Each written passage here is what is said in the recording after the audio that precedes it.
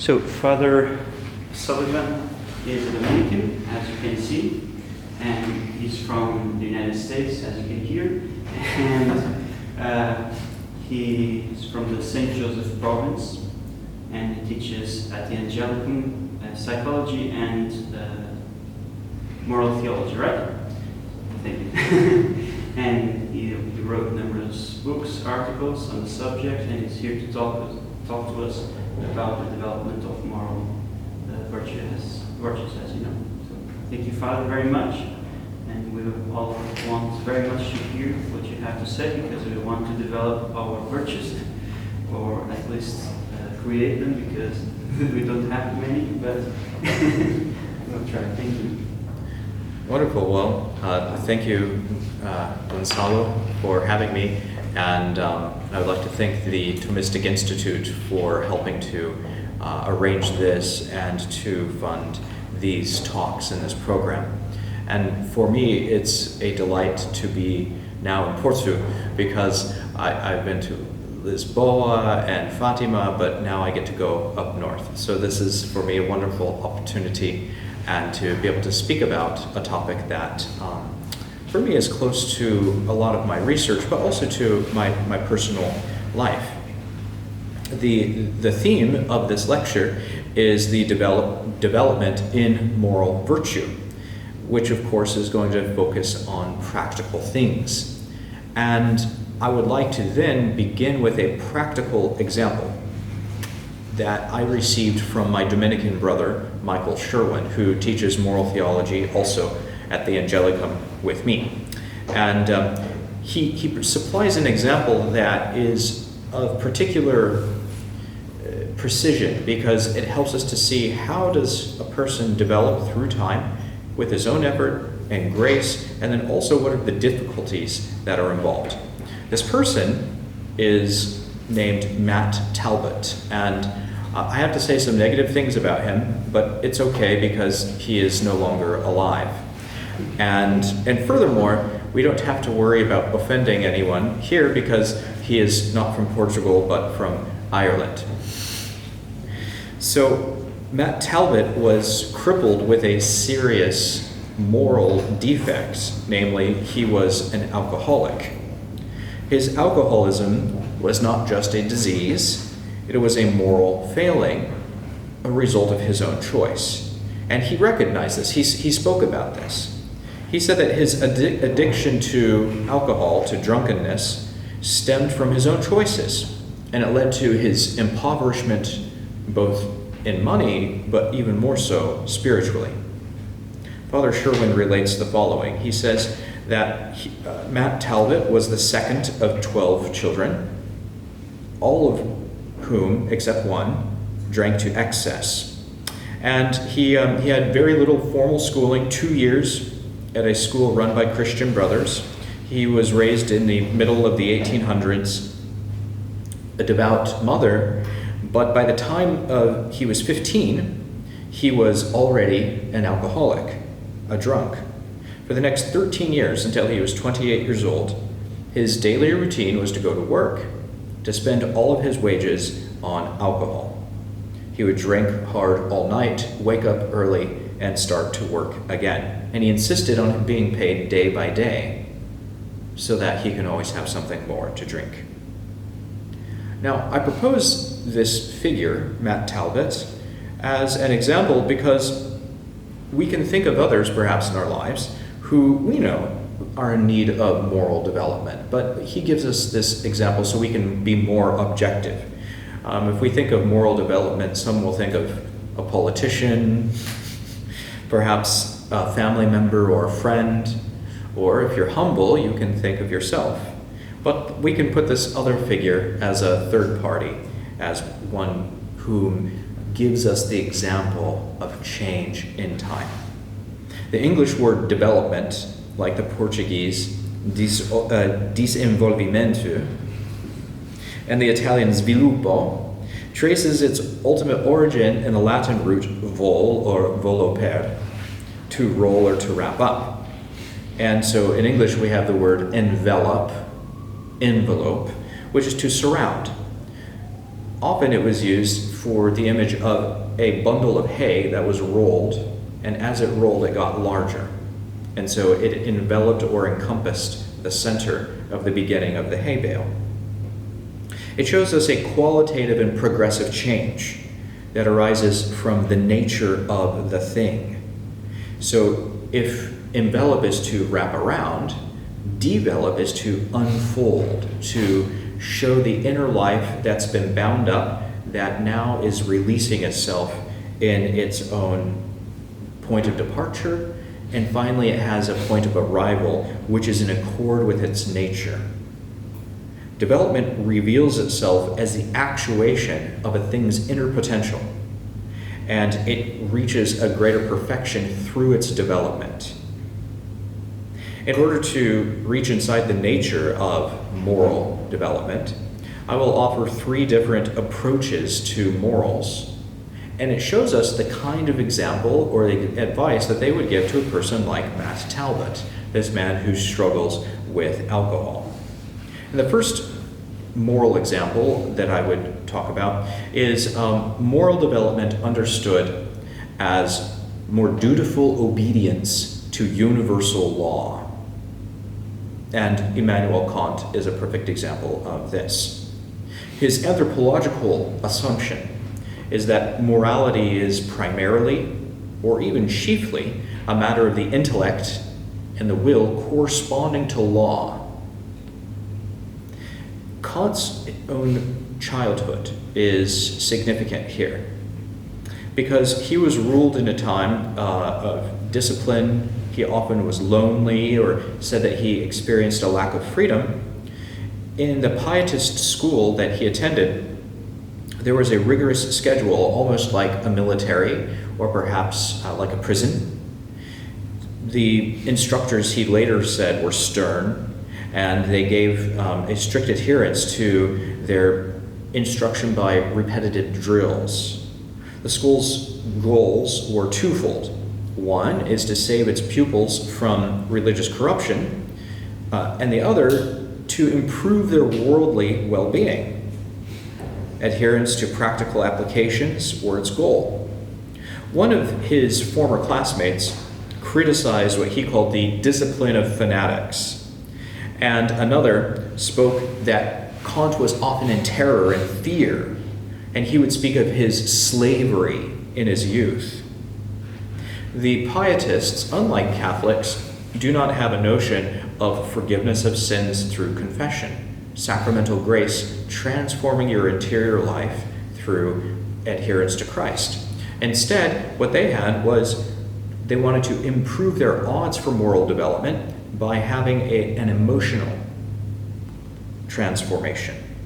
And so this emotional transformation was then supposed to receive grace from on high. The result then is that guilt was often emphasized. God's grace can wipe your soul clean, but grace is neither predictable nor verifiable. The only measure of grace from the pietist perspective was intensity of shame. The stronger the feelings of guilt, the better the chances that you were open to God's saving grace. When his mother died at his age of 13, Immanuel Kant from then on associated morality under feeling negatively. So he starts to react to this overly emotional emphasis, and he rejects the entire idea of your morals being approached with your emotions. When he goes to university, instead of becoming a Protestant minister, he became very attracted to the physics of Newton. Some of his own professors introduced him to the Principia Mathematica, a treatise on mathematics of moving bodies, that ultimately Newton used in order to predict the movements of the heavens, as well as Newton's optics. For Kant, Newtonian physics was the supreme example of intellectual rigor devoid of emotion. It was accurate, it was mathematical, and it was reproducible.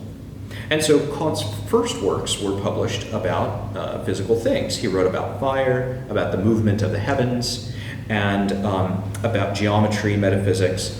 Eventually he became a teacher of logic. For Kant, Newton's Principia was the model for the method of both philosophy as well as morals. No other work in recent history had been as revolutionary as Newton's. No other book had been as rigorous. And so Kant wanted to then approach morals in this way. For Kant, he believed that the entire world was ruled by law. He said the science of logic treats the law of thought. The science of physics treats the law of moving bodies. And he says the science of morals or ethics teaches the law of freedom. In one of his writings, The Groundwork of the Metaphysics of Morals, Kant describes it this way. He says, ethics treats laws in accordance with which everything ought to happen, while still taking into account conditions in which it often doesn't happen. For him, a pure moral philosophy was one that abstracts from empirical knowledge of the human person. He did not want practical anthropology.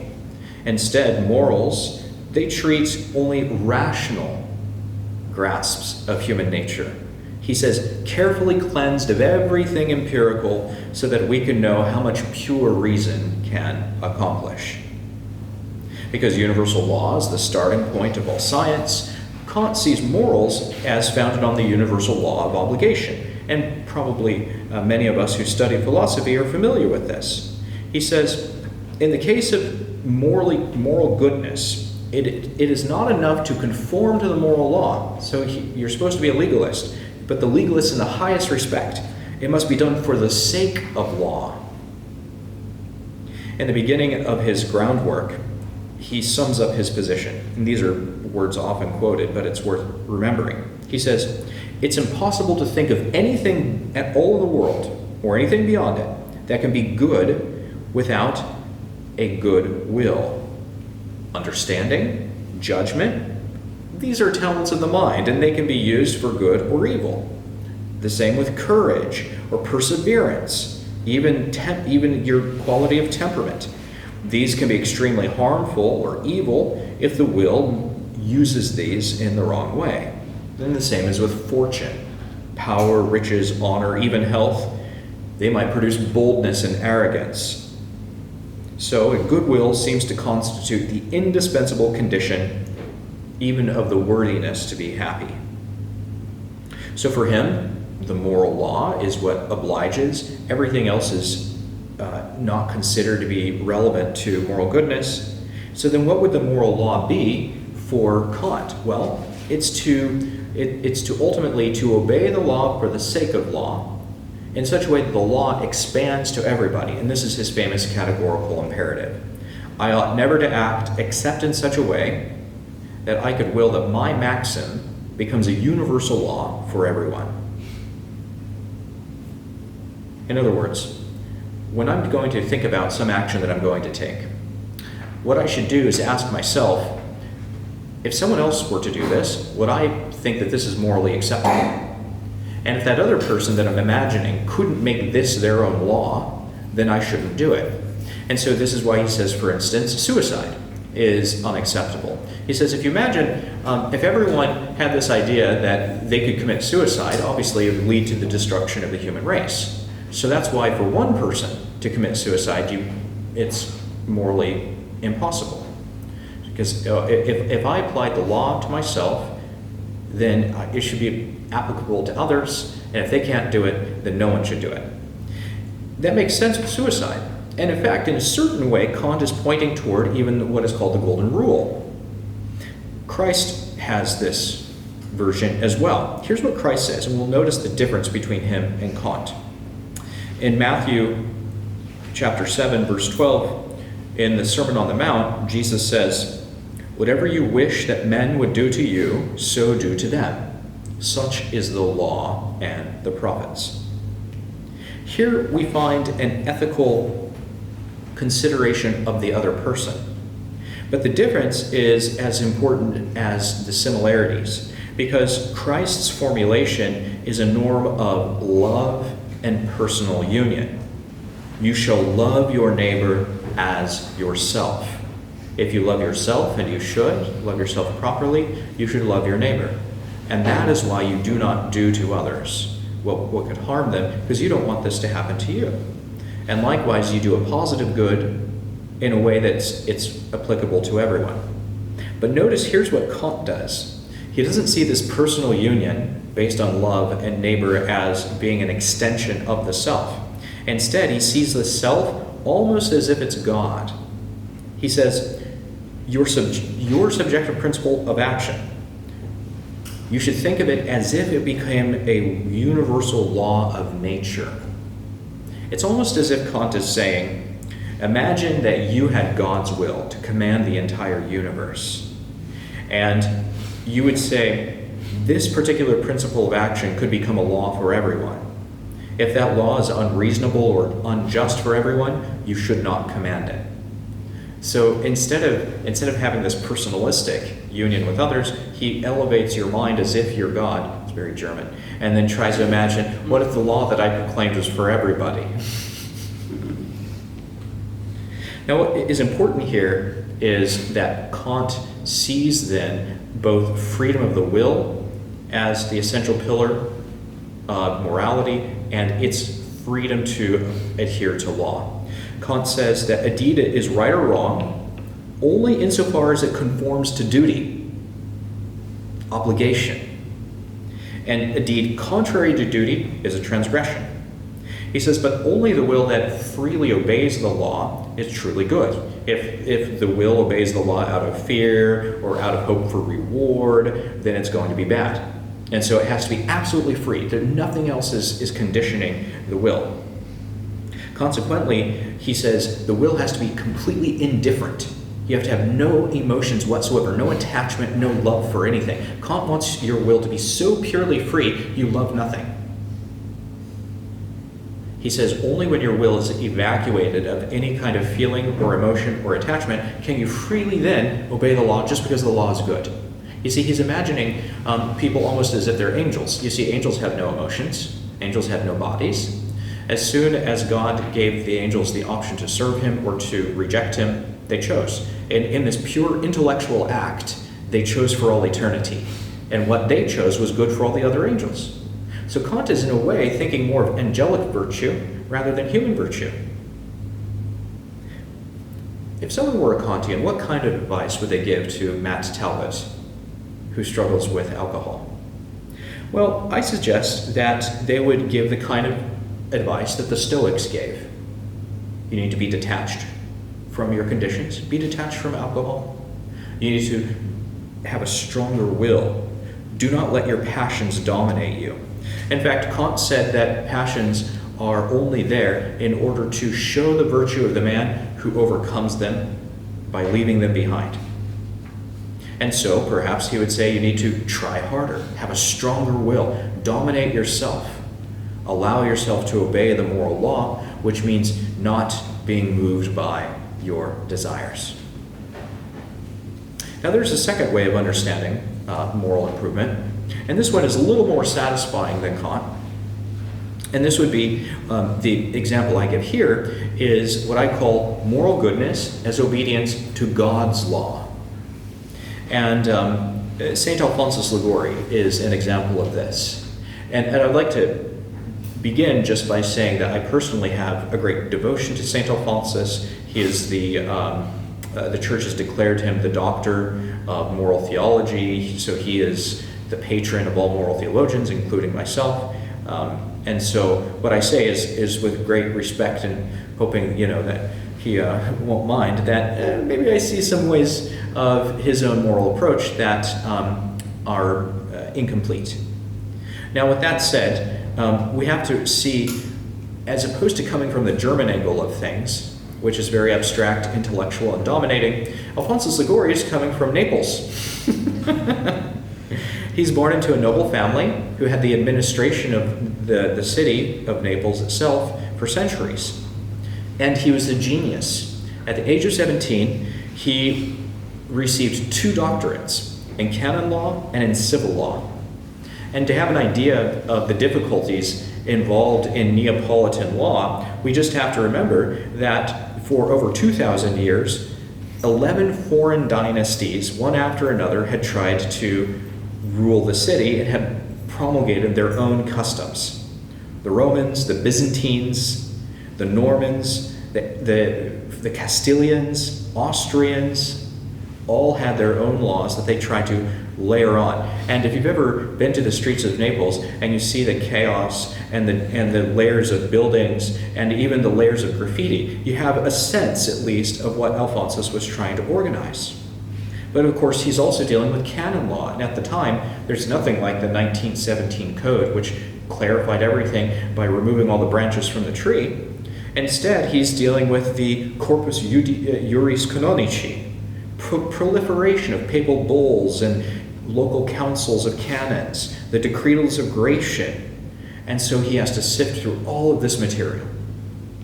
And he mastered them all by the age of 17. He wrote more than 100 books. There have been more than 20,000 editions, 72 languages. But his greatest work in morals is his moral theology. I was looking at the appendix of his book, or his index of authors, and it's absolutely incredible. He quotes, there are about 80,000 quotations of authors, 750 authors. Just the letter A.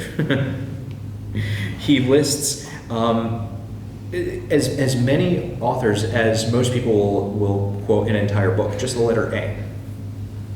Now, it's important to recognize that amidst all of this proliferation that Alphonsus is trying to give a synthesis, but his primary mode of synthesis is what he received from the Jesuit theologians of his day.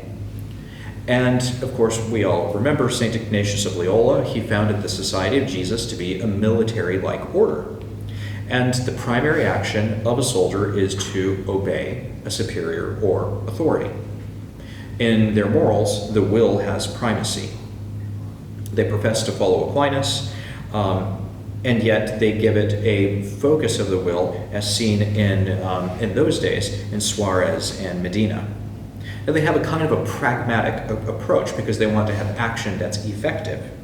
And so sometimes, within the dialogue between a confessor and a directee, there's a command that is unbreakable. Other times it's allowing people to sort of decide for themselves based on discernment of conscience. So that's less significant.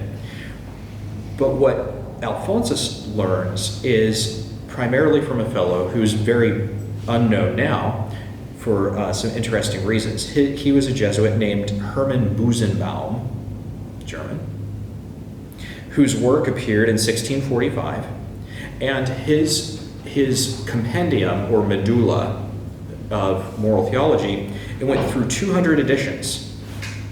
Everybody got this Jesuit book. This was the go-to book in the 1700s. What's striking is that it went through so many editions that it was far more popular in the 17 and 1800s than Thomas Aquinas' Summa Theologiae. Busenbaum, however, instead of approaching morals through this idea of explaining what is the human person, what are the emotions, what is the will, he starts immediately with how do we decide on what is good or bad. He cuts away all of the superstructure of the human person. He gives no anthropological explanation. How do I approach the world? What is my memory? What is my imagination? He cuts that all away, and he just focuses on how does the will decide whether to follow the law or to abandon the law. Like the Jesuits, Alphonsus's moral theology concentrates itself on the two pillars of conscience and law. For him, these are the essential elements, the pillars of morality. Conscience is the interior law of reason's dictate. You have to follow this interior law that commands you. And on the other hand, you have the exterior law by an authority. And so he even defines good action as one that is in accord with right reason and law. You're always being obedient in some respect. The result is that although Alphonsus mentions charity, and he has a little teeny section on the virtues, fortitude, prudence, they get about 10 pages. By far, in the 4-volume work, the vast majority, something like 80% of the work, is on justice. Aside from the 80% on justice, about 10% is on conscience, and 10% for everything else. For him, the way to understand morals is to talk about the 10 commandments. This is what you must do. And then he talks about the 7 commandments of the church. This is what you also must do. And then he asks, often, how do we know when we have to obey and when do I not have to obey? And so for him, the general analysis of morals becomes, what is the voluntary act? How am I free or not free? What makes me not free? Other people, my passions, things like this. And then an exposition. What is the value of law? When does law not apply? And often he's asking questions about, in a particular situation, do I have to do this or not do this? And this came up recently in around Christmas time, right? I was receiving emails from people, and well, Christmas falls on a Monday, but then you have a Sunday. What if you have the vigil, but then Saturday vigil? Like, do I have to go to Mass 3 times, or I can go to Mass 1 time? and people want to be. Some people want to adhere to the Church's moral law, and I had to point out, even aside from like what the concrete determinatio was, the Orthodox don't have a law that they have to go to Mass on Sunday. It's very interesting. Did you know this? If you're Eastern Orthodox, if you're Russian Orthodox or whatever, they don't have that law at all. This is a law imposed by the Church, and the Church has done so for good reasons. We need to worship God. It's good for our souls, but it's a human law that's been imposed. That doesn't mean that we can flout the law. But you see, this is how Liguori starts to think. He's like, oh, I'm going to help you. I'm a lawyer. I'm going to help you think through these issues. And he always wanted to be faithful to the Church's magisterium, which is why he quotes so many different authors and authorities to show that it's, hey, as a good lawyer, it's not me who's saying it. I have all of these authorities who agree with me. And he's not doing this in order to remove moral obligation. He's trying to make it precise. Here's exactly what you are obliged to do. Now, what's very interesting to me personally is you have this lawyer-like approach to morals for Alphonsus, and yet if you read his spiritual works, they're very Neapolitan emotional. And he has lyrical passages. He has this beautiful book about the Blessed Virgin Mary, and he walks through all of her virtues. He walks through miracles that occurred because of her intercession, and he was so expansive in his explanations of the wonders of the Blessed Virgin that people thought he went too far. And they said, he's actually contradicting the faith. He's trying to divinize the Blessed Virgin. And then he had to write a sort of response to explain theologically, well, no, whenever you love a woman, of course you're going to be emotional. Plus, I'm from Naples. What do you expect? And so on the one hand, he has this spiritual writing that is effusively emotional. He has his visits to the Blessed Sacrament. They're very helpful. When I was in university, I would read these regularly. And it's just entire Italian Ciceronian rhetoric coming out in the most beautiful way possible to help you to be moved to love God. And so he devotes a lot of his spiritual writings on this affective element, trying to encourage people to love God. He also has some works where he tries to make them fear God. He has his preparation for death. And in his preparation for death, the very opening scene that he gives, and this is from his preaching, he describes how, imagine yourself as a cold corpse, and you're going to be put into the ground. Soon worms will devour your flesh, and what was once beautiful will be entirely destroyed, and you will meet God face to face. It's shocking. So Alphonsus has no problem whatsoever in appealing to your emotions, to your fear, to your hope, your love. He wants to move you. Read my poetry. He wrote songs and music. He's not like Kant at all in that respect. But he is like Kant, and I don't think he read Kant as far as I know. Some of Kant's works were in Latin, some were in German, but most of them didn't sort of trickle down to Naples at that time. They were actually contemporaries. They overlapped for about 60 years. But as far as I know, Alphonsus's voluntarism came from the Jesuit tradition and not whatsoever from the Enlightenment tradition. And you might see like a connection to them somewhere. But ultimately, the legalistic approach to morals for Alphonsus was never fully reconciled to his pietistic or emotional aspects. And I think that this approach of Alphonsus becomes something of the church's way of thinking through morals a lot from his time up until now. Either you have people who are very pious and just I'm emotional and the tears come and I light the candle and I have this beautiful picture, and then morals are like really confusing and they don't like that. And other people, they focus on the lawyer part and I want to have, okay, what's the law? What exactly do I have to do? How do I figure out what's my obligation? And then they sort of feel satisfaction if they've discovered like the perfect legal result. And then they might be pious, but there's little overlap. Part of the problem is an anthropological problem. Part of the problem is that, like Kant, Alphonsus divorced the union between the emotions and the will as an element of man's good. And so here we come to the third aspect, and this is St. Thomas Aquinas. And for him, moral development is perfection in virtue and grace. Perfection in virtue and grace. For Aquinas, the anthropological presupposition is that morality is the perfection of the whole person, chiefly the will, but united with the intellect. And in fact, the entire body becomes a participant in the intellect's recognition of truth. Your passions, your imagination, your memory, all of this forms your integral self. And the perfection of yourself requires this union of all your parts as directed toward your ultimate good, which is God. And so it has simultaneously an organic union, but also a teleological direction. It's not that I'm just obeying the dictates of exterior law or my interior law. I'm pointed toward a horizon which exists beyond this world. And it's my whole person who is moving toward that end. Aquinas recognizes that moral theology must do more than enumerate which behaviors to avoid. Penetrating more deeply than this case law or casuistic perspective, Aquinas decides to organize his moral theology in the Summa Theologiae around the virtues. So he sets himself to explain, what does it mean to be a person in action?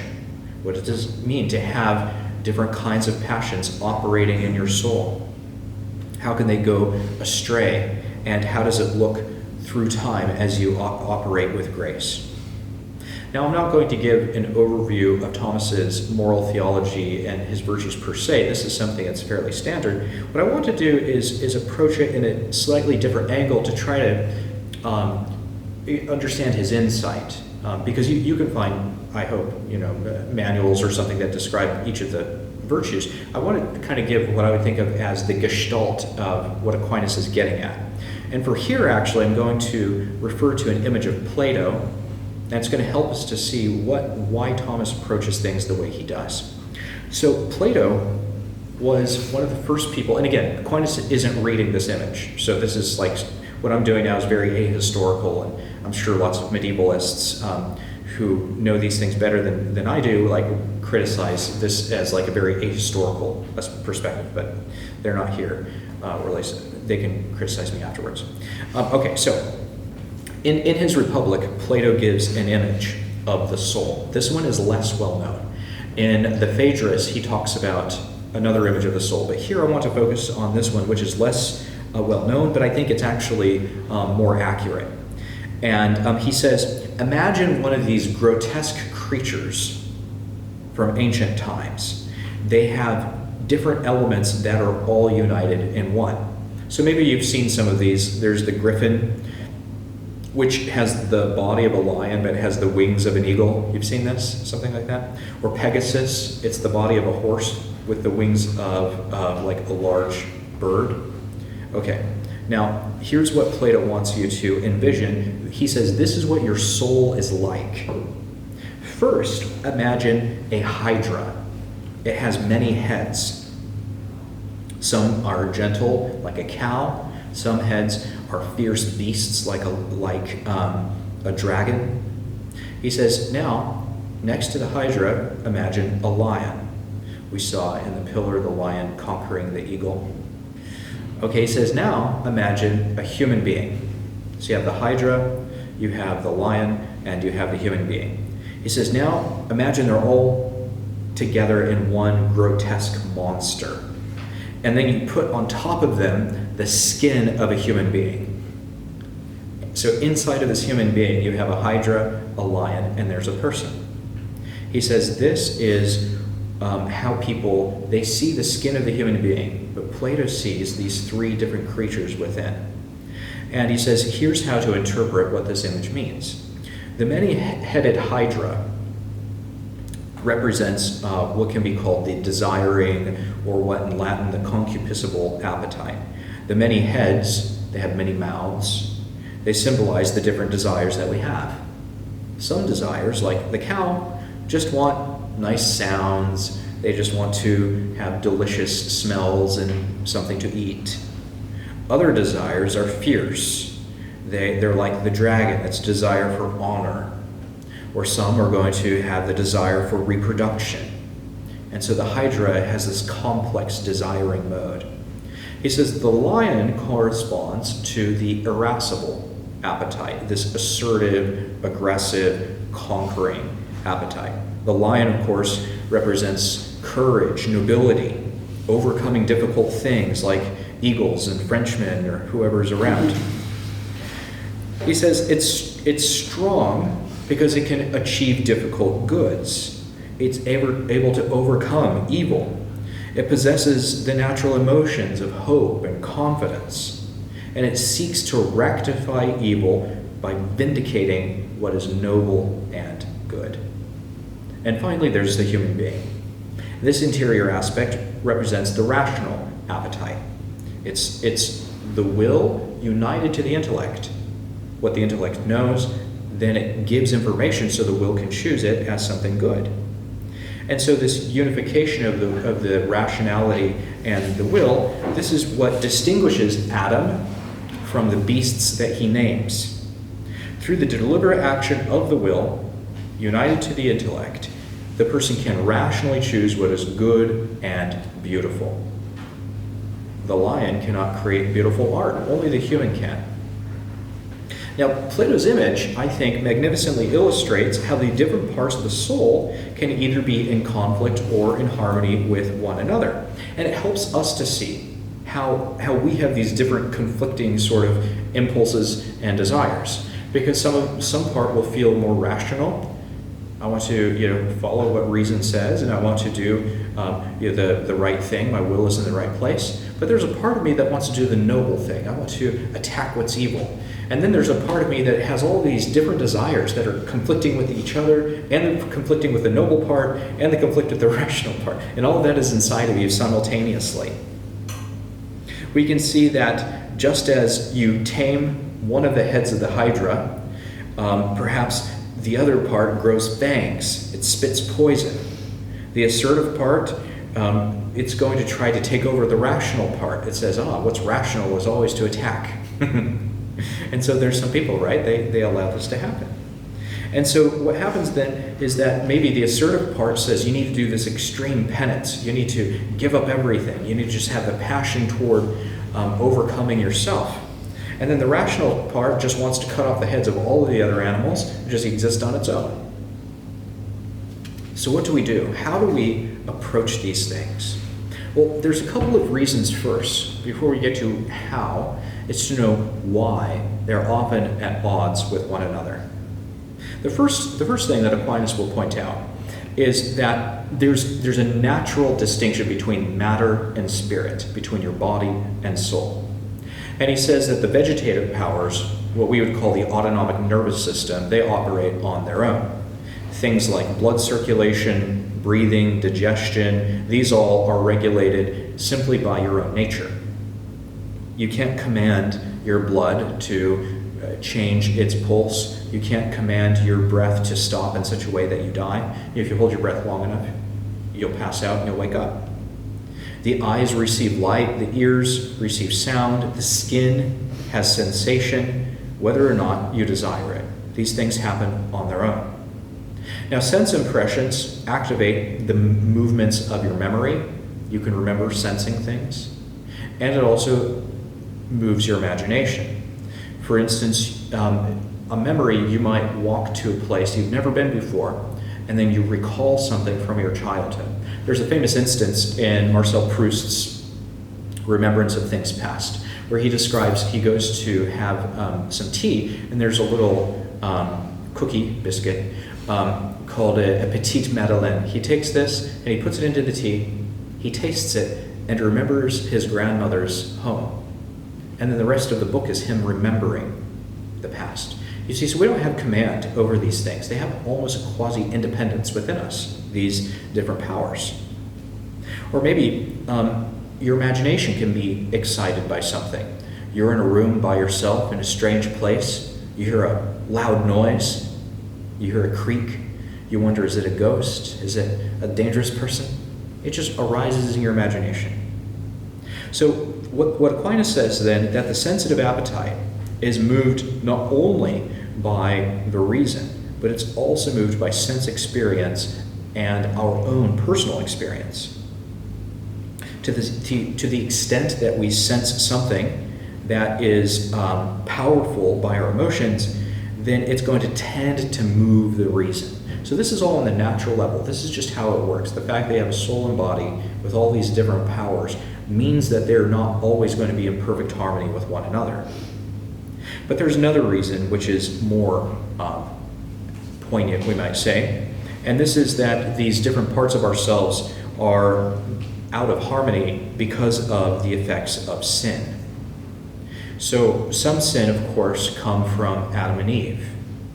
And after the fall from original grace, then essentially the body and the soul, although united organically, they no longer have the harmony that grace provided.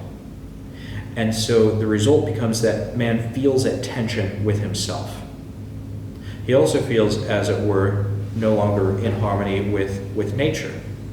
That as he experiences life, as he sees other people, there's not a natural sense of community or of well-being, only if it's people very closest to him. And some people say this is because of a kind of an egoistic, oh, well, they're like me, so I like them. Well, really, you're just saying, I like me. So, because of sin, this first sour note in creation disturbs the harmony of the song that God sang. When Adam and Eve sin, they lose grace for themselves, but also for us. And then, of course, there's our own choices, which make the movements of our flesh more like beasts than like beings that are rational.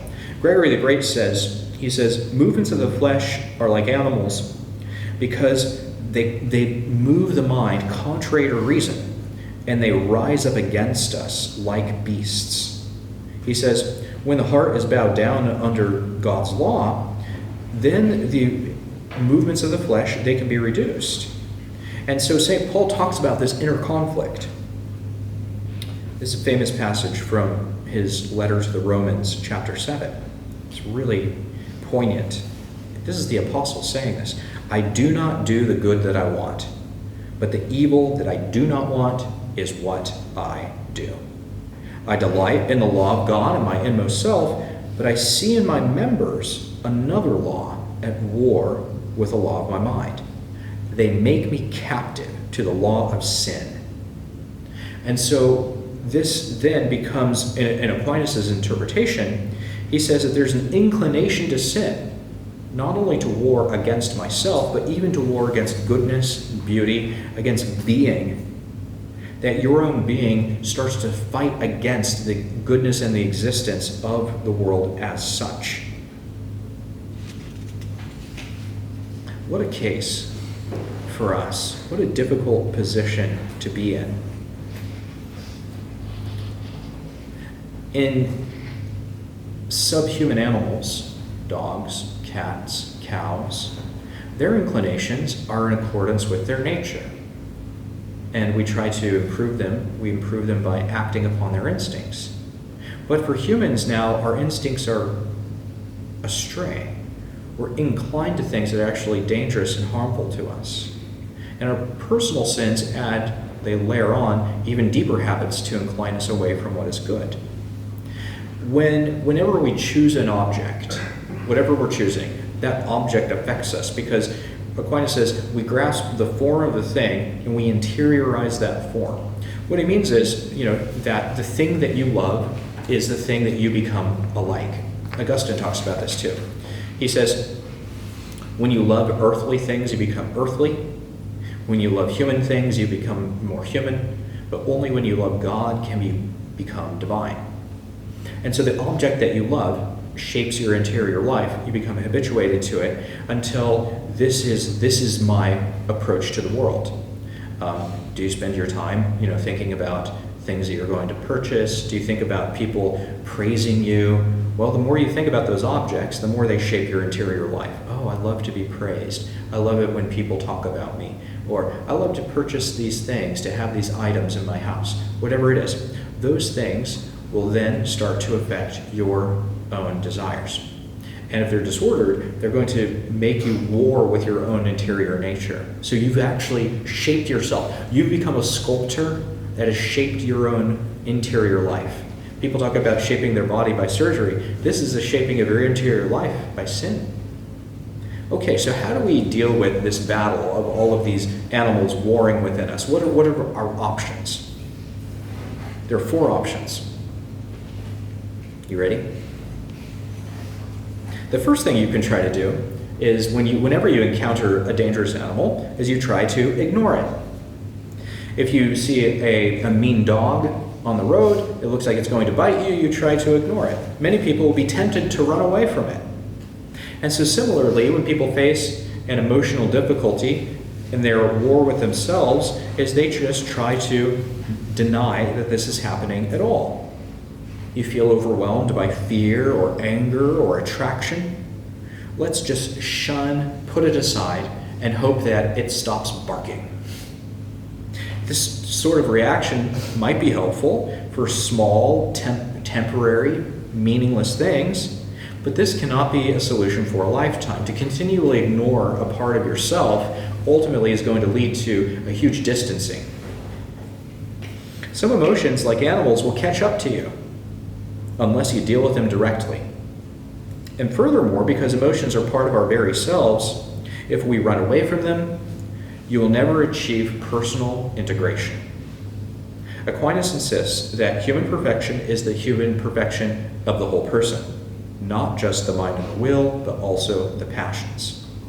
If you distance yourself from your lower powers, these bestial aspects will come at nighttime when you don't expect, and they will fight for dominance, and often they will win. So to ignore them is not a good option. The other option is to cage them. You put them into a cage. What do you do with a dangerous animal? You lock it up. This method is gaining more popularity because people seem more and more irrational and emotional. The truth is, well, as always, more complex. Those in whom the assertive appetite predominates will be particularly attracted to the idea of putting their emotions in a box, because that at least controls the situation. I'm not ignoring it, I'm taking care of it.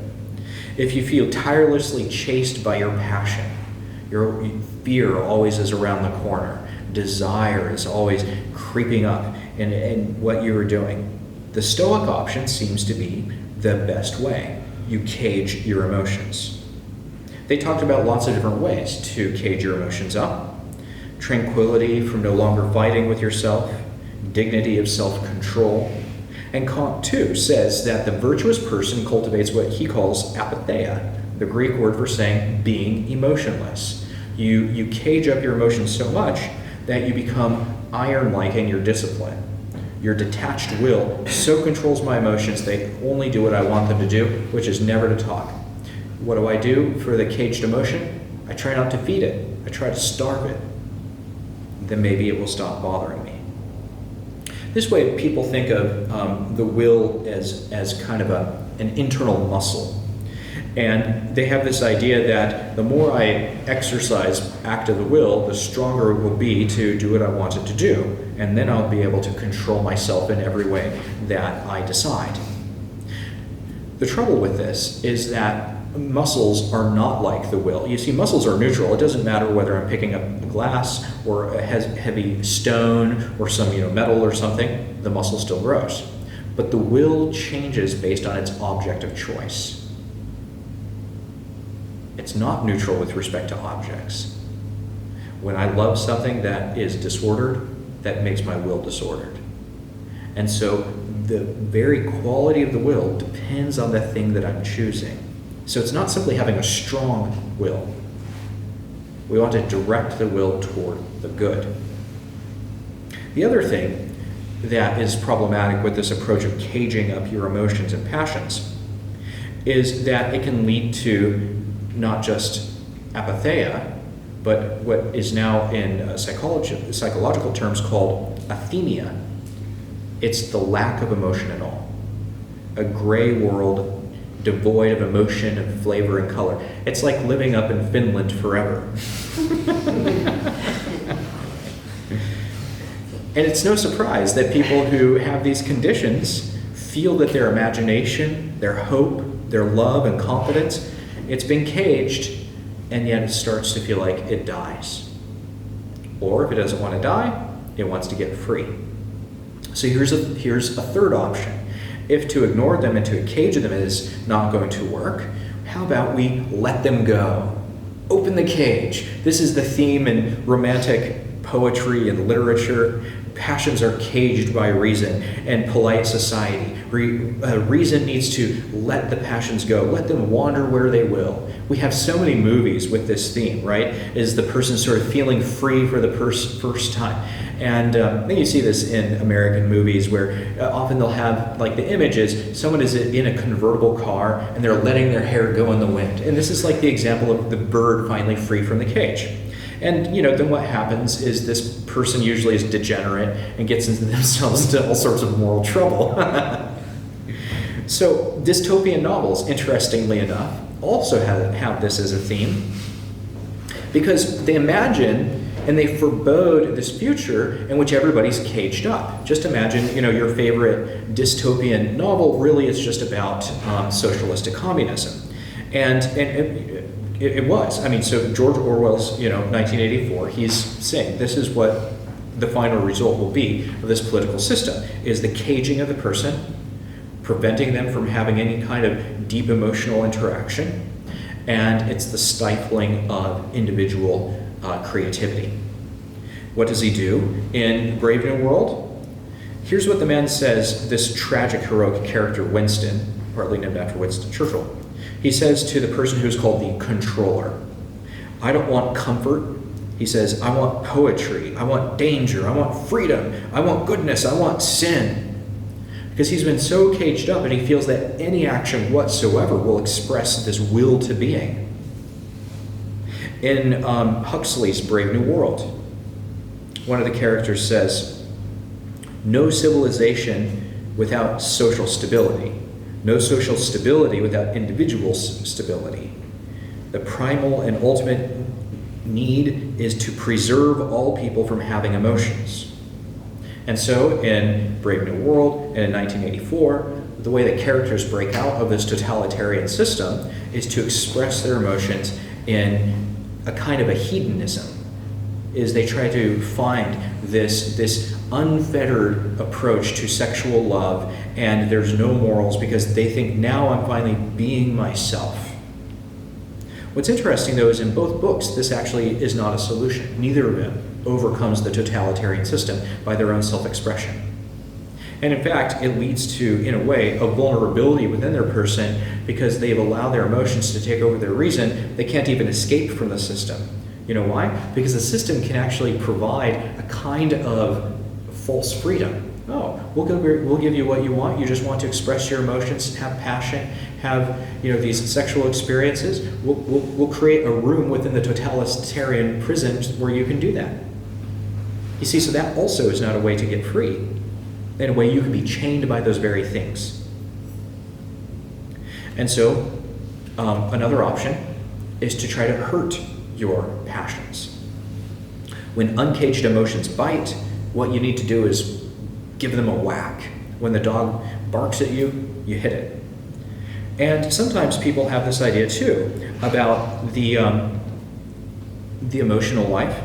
There's a woman named Temple Grandin. She is an autistic expert on animal behavior and emotions, and she recounts how people took a lion and they put it on an airplane, in order to ship it over to go to a zoo. She said someone thought the lion might like to have a pillow for the trip, the way that people do.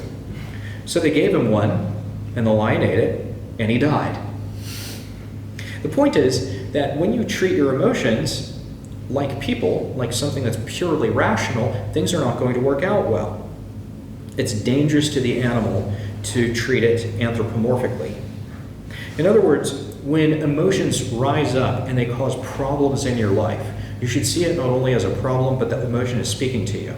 Your desires, your passions, your dreams, they're speaking to you. They're telling you something.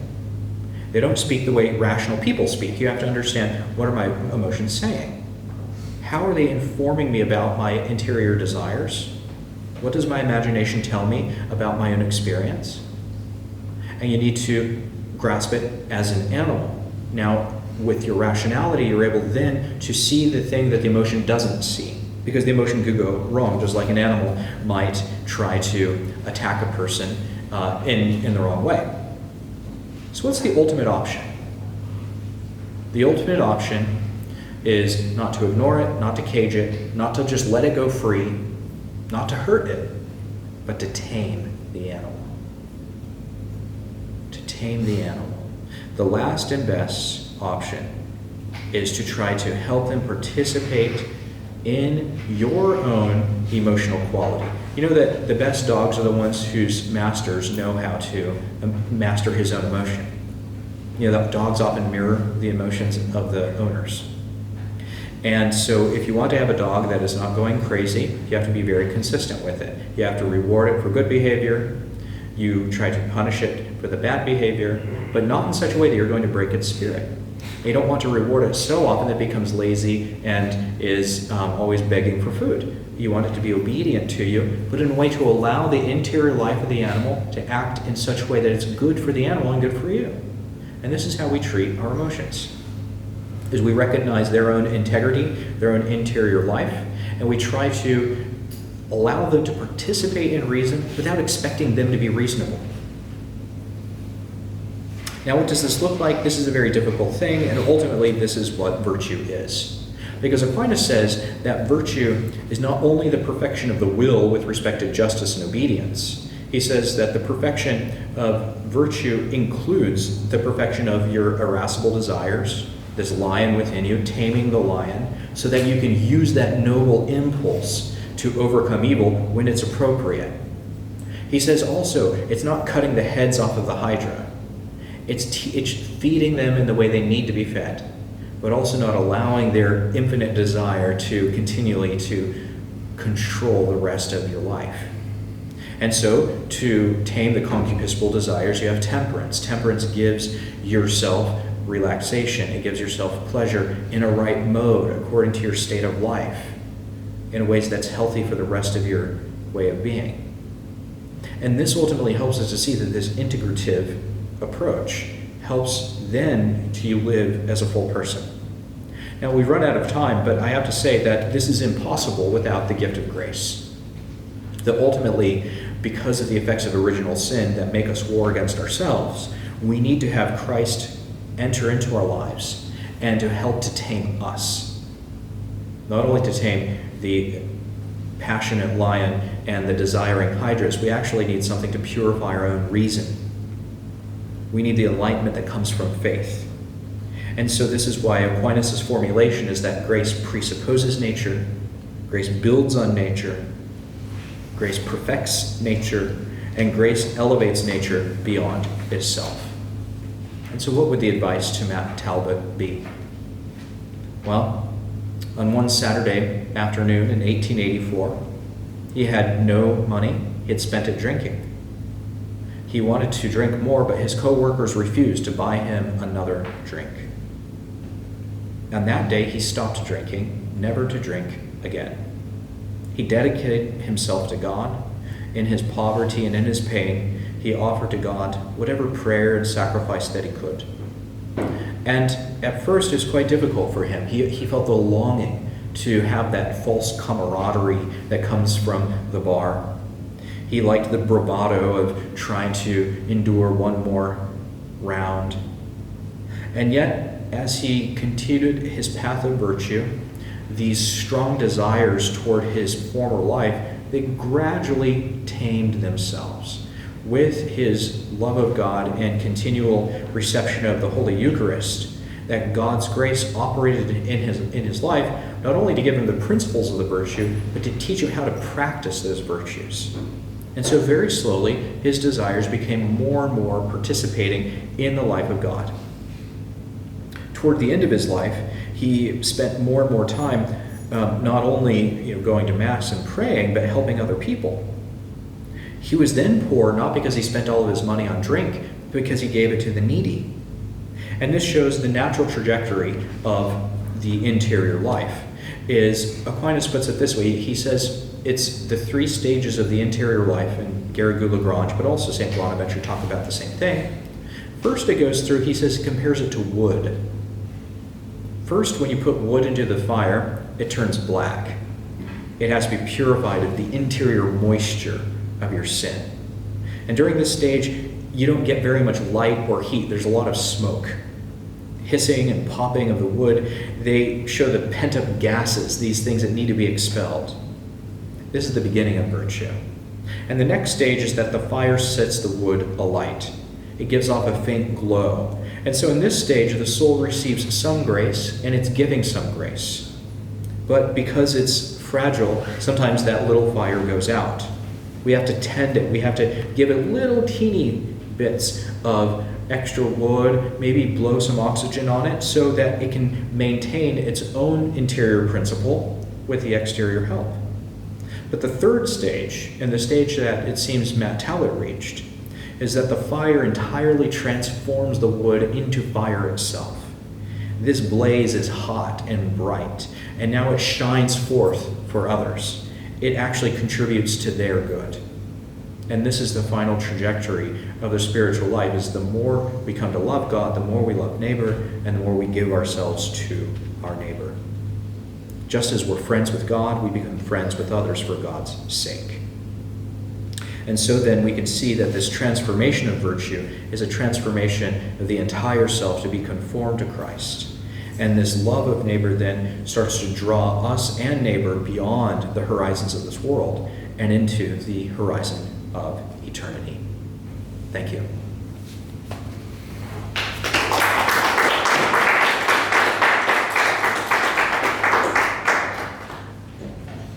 So now we're open for questions, if anyone has any.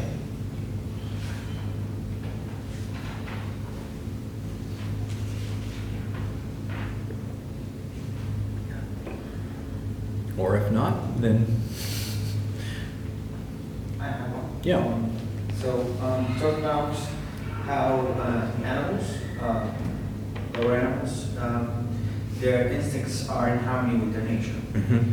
And then we by taming them, we improve these instincts in them for our own devices. And if we're comparing our own desire and our own passions to animals, are those passions also in harmony with their nature? And is the desire only in their relation to reason, to the other aspects of, because we're higher animals? Or because of sin, are the passions itself in disharmony with their own nature? Yeah, this is an interesting question that was debated a lot in the Middle Ages, because it's clear that, for instance, the body, so like I said, the autonomic nervous system, that seems to act in accordance with its nature. Your heart continues to pump, the most wicked person on earth, their heart is still pumping blood the way all hearts pump blood. Your lungs are still synthesizing oxygen. They're allowing respiration. This just so there's no question about the basic functions of the body. However, we do know that it says in Genesis, disease arises, death arises, and that's in a way the body going against its natural function. That the body is supposed to keep you alive, yet it starts to be separated very slowly from its own principle of life, which is the soul. But with the emotions, even more so do they seem to not only be out of harmony with the intellect, but they're out of harmony with the objects of the world that they're experiencing. So we don't want to go so far as to say that the interior senses or the emotions are only fixable by grace, because otherwise this seems to evacuate like the integrity of nature. And so some people, I'm not sure if Henri de Lubac would go this far, but some people would go so far as to say that without grace, nature actually can't operate on its own. That actually, even to have your emotions doing their proper function, you need to have grace. And it seems like that's too far, because otherwise you get into the Calvinistic position, which says, well, nature is fully corrupt, and so you need to have grace in order to overcome the corruption of nature. And people who are in a sinful state, they're not operating properly at all. So we can't trust their emotions, we can't trust their judgment, their reason isn't operative correctly, and so you basically dismiss those people. And this is essentially what turns into sort of the Manichaean, the pure versus the impure, and you have a few people that you think are trustworthy, and everybody else is in the sinful mass of people. So you don't want to go that trajectory of things. But I think you can say that Aquinas uses the word wounded, and he says the interior aspects of man are wounded, reason is wounded, the emotions are wounded. So they do their proper thing, but they don't do it in the best way they could. So when people see beauty,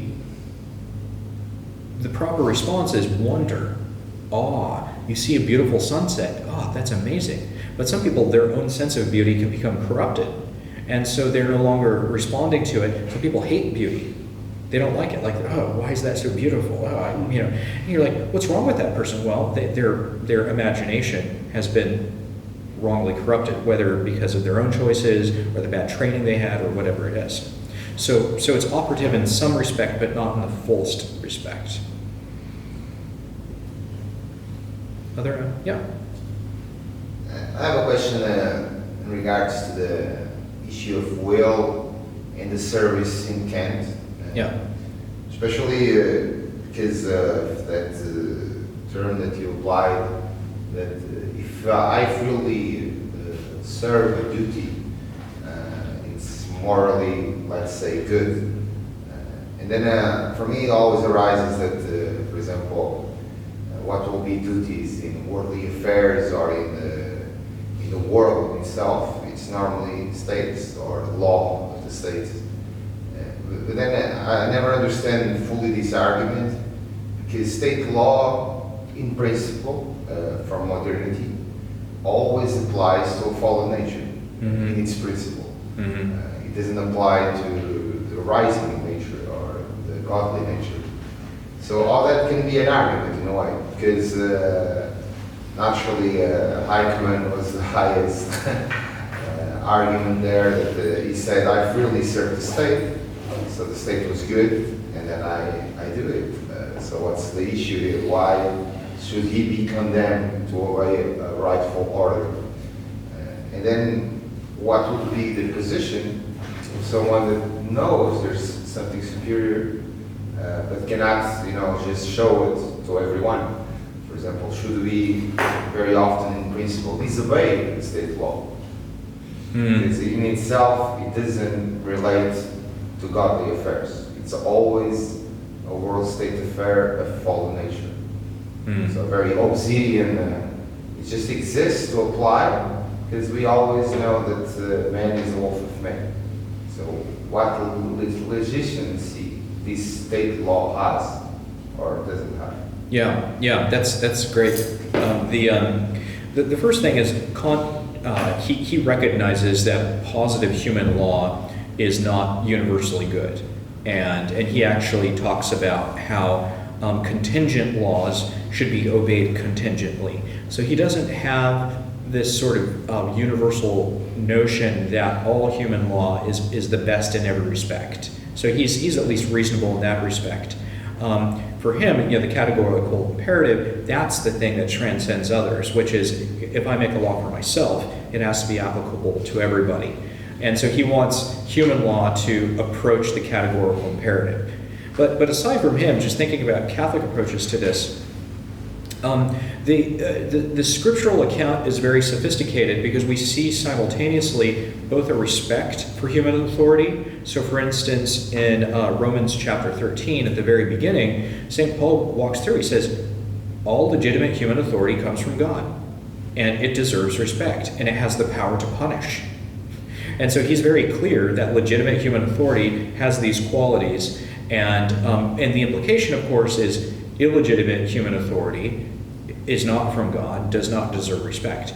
And in the Acts of the Apostles, there's this principle in Acts chapter 5 where it says that the civil authorities were trying to prevent Peter and some of the other apostles from teaching in the temple.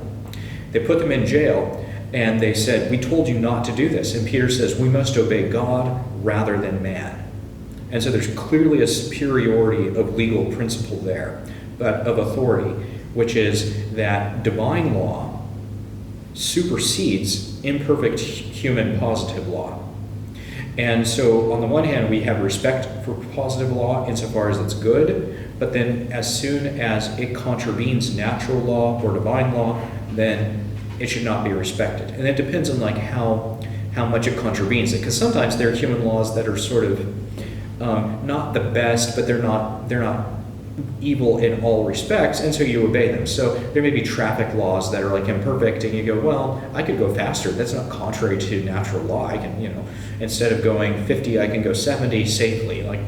But I'm going to respect the natural law, or I'm going to respect the positive law, because I want everybody else to be safe. And so if everybody follows the traffic laws, then we can have a more safe society, and that's good.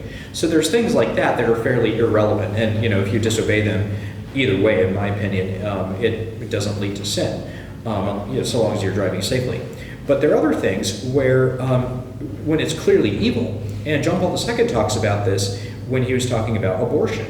He says not only should you not be in favor of it personally, he says you shouldn't promote it on the political level. It's something that goes against the natural law. And so human positive law that does this should be abolished. Now, what does that look like, and how do we, adjust those laws is a very complicated political process, but we can talk about the trajectory of where we need to try to go.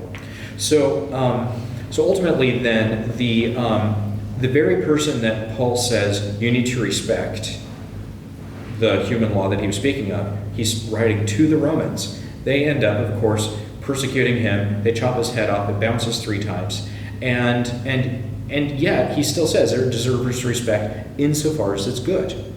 So Christians have always had this non-anarchical political tendency. We don't like anarchy, or in the US, people call it libertarianism.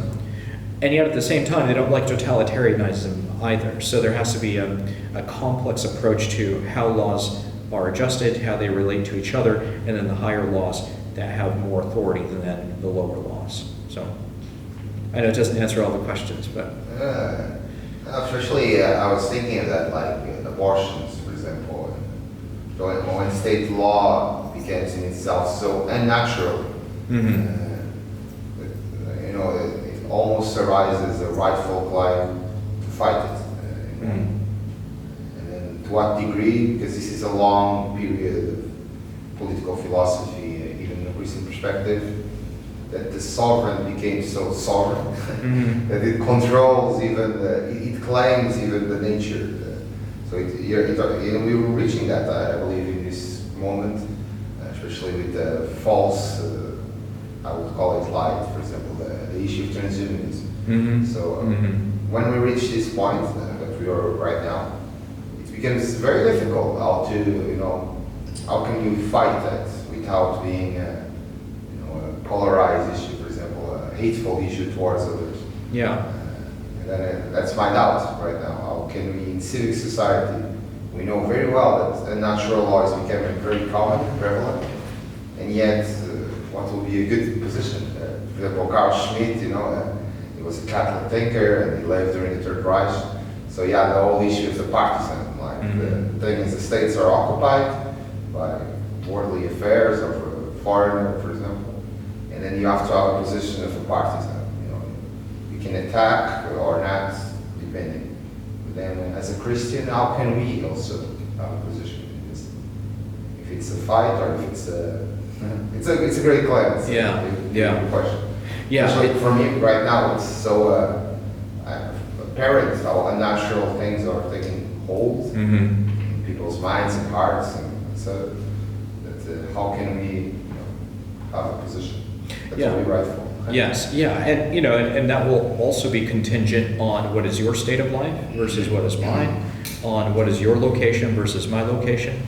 One thing I like to point out, I teach in Rome, and I have students from 100 different countries, and some are in Nigeria, and their primary concern are the Muslims up north who are killing Christians. I mean, there are many, many Christian martyrs in Nigeria, and they're not thinking about the secularism of the West. They're trying to survive. Or we have Christians we have Chinese students. They have a very different situation. So I think part of the answer to your question depends on the local context, and not trying to have like a plan or program for the whole world. What do Catholics everywhere do? You can only give the most general principles. But part of the question is, well, what can you do in your particular circumstances? And it will be different than mine. And you have to fight the battle on your your territory. I'm not going to fight for Portugal, but this is your job. So, yeah. Question. You spoke about the role of grace in virtue. I'd like you to, if you could elaborate on that a little more, because for me it's clear that you have theological virtues, and those are only obtainable by grace.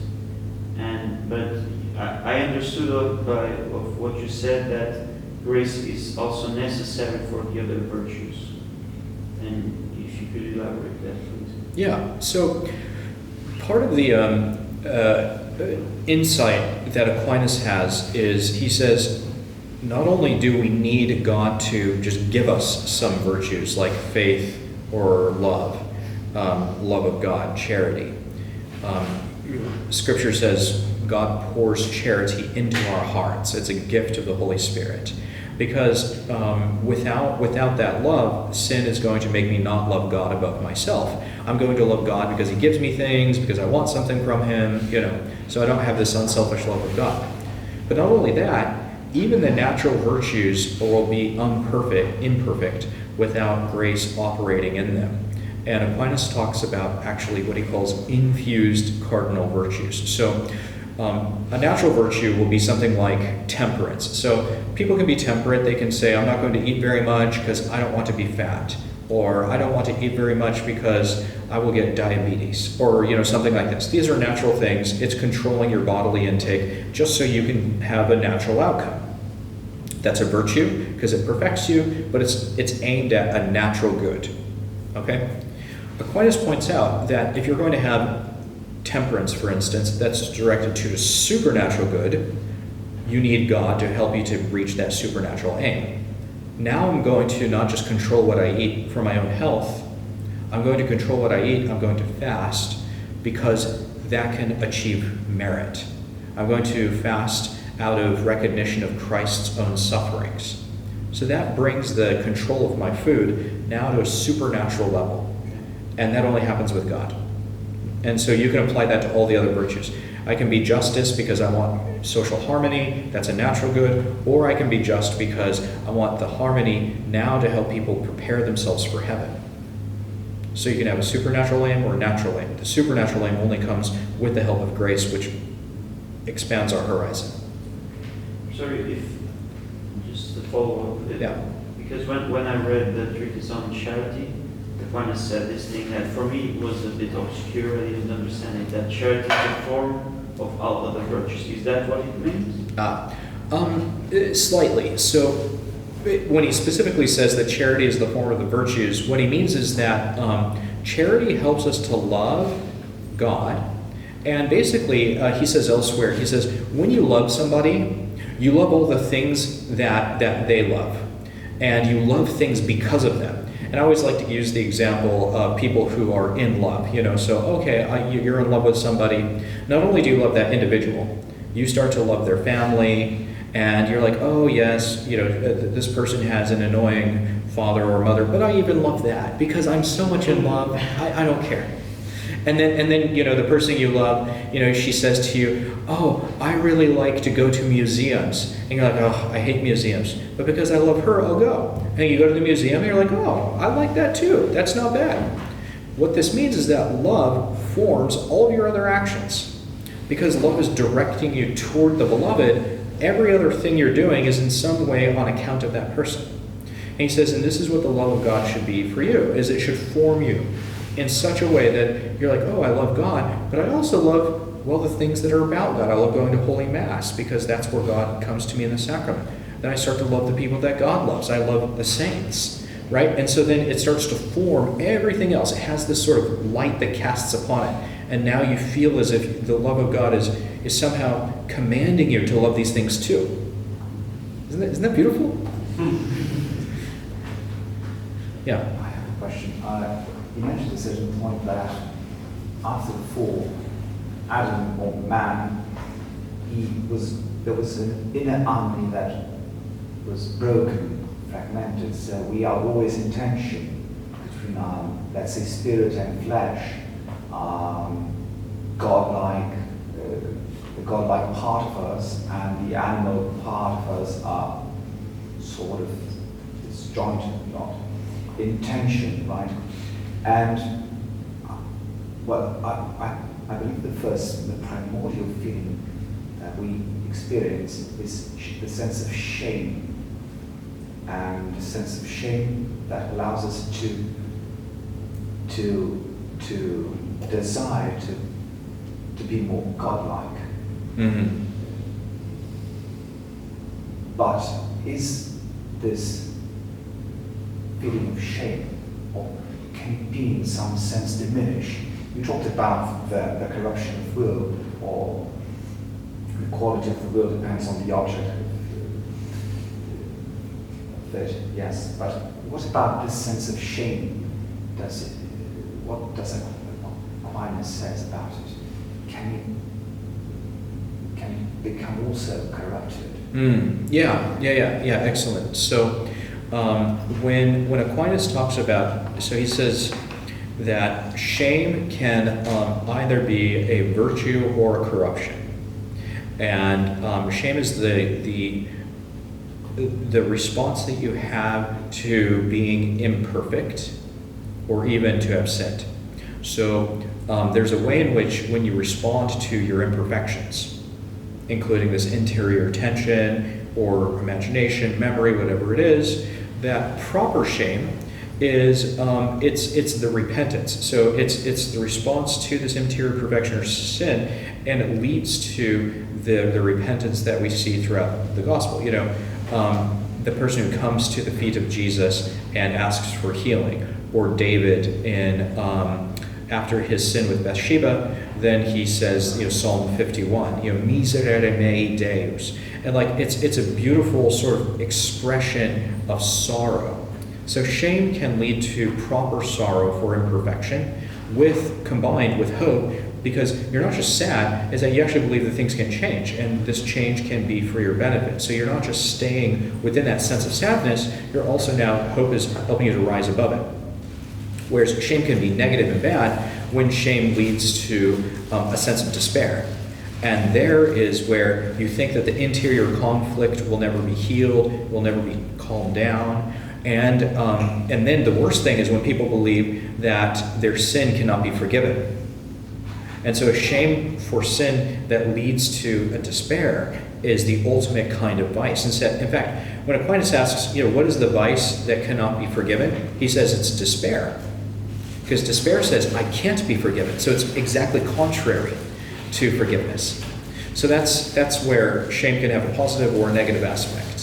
What about if becomes neutralized. It's not there anymore. One does not feel can. Oh, shamelessness is a big problem.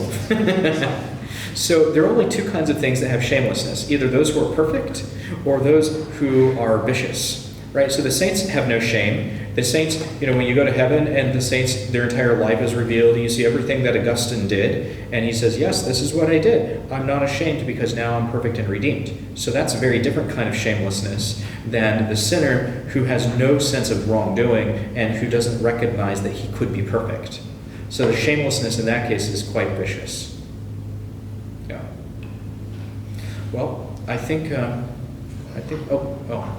I have one, but maybe it's a very big one. I was just thinking that about the operationality of grace.